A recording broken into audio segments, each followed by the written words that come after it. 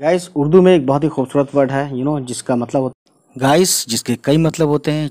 एतराज़ का एक मतलब ये भी है। पहले लिखते हैं अलिफ आइन ते, लिख लें पहले, है ना। ते के बाद रे, आयत रा, अलिफ लगा दिया तो रा हो गया। अब जा के लिए देखिए 3 होते हैं। जा के लिए देखिए ज़्वाद लगाएंगे यहाँ पे, है ना। ज़्वाद लगाएंगे क्यों?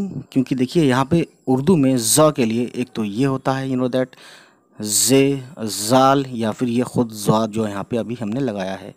तो गाइस यहाँ कहने का मतलब यह है, एतराज़ का मतलब होता है नुक्ताचीनी करना, यानी क्रिटिसाइज़ करना या मुखालफत करना। ठीक है। उम्मीद है गाइस ये वीडियो आपको पसंद आई हो, और अगर पसंद आई हो तो प्लीज़ हमारे चैनल को सब्सक्राइब करें और उन तक पहुंचाएं जिसको इसकी ज़रूरत है।